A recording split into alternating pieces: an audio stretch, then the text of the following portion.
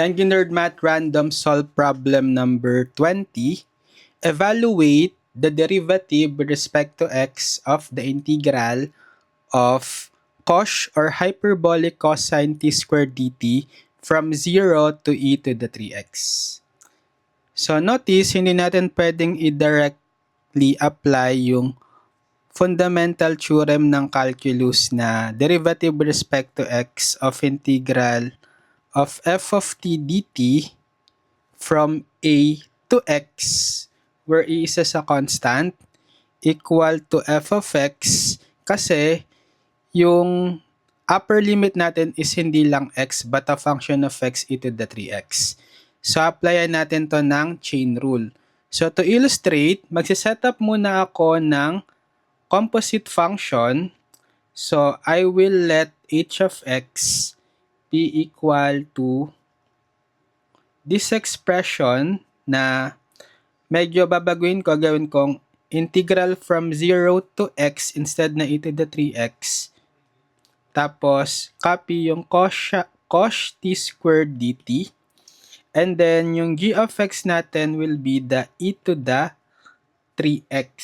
Okay? Para yung composition of function h of g of x is equal dito sa integral ng cos t squared dt from 0 to e to the 3x, right?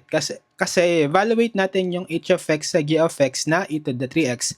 Papalitan natin itong x ng g of x na e to the 3x. Ngayon, kapag dinerivative natin with respect to x, itong h of g of x, which is equivalent na nga dito sa talagang main problem natin, 'di ba? Ang formula natin dito by chain rule, 'di ba, kapag composition of function derivative natin, that's the chain rule, equivalent siya sa h prime of g of x times g prime of x. Okay, the chain rule. Yan. So, hahanapin natin itong bawat part ng formula. So, h prime muna of x. So, i-derivative natin, kasi h prime means derivative, with respect to x yung h of x na, diba ito yung sinet nating h of x. Okay.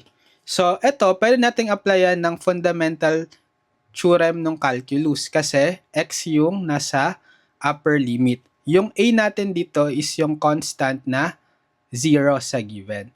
So, magiging equal lang to sa, ito yung f of t natin, yung cos t squared, right? So, bale magiging equal siya sa f of x, bale, papalitan natin yung t ng x, magiging cos of x squared. Okay? And then, diba, pinapa-evaluate yung h prime of x sa g of x. So, h prime of g of x. So, itong nakuha nating h prime of x, papalitan natin yung x ng g of x. So, magiging cos g of x squared, right? But, what is g of x? G of x is e to the 3x.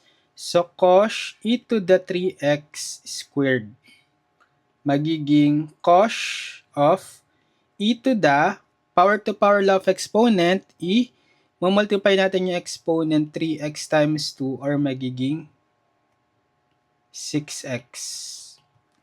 Okay. And then, ano pang kailangan natin? G prime of x. So, g prime of x is the derivative nung e to the 3x.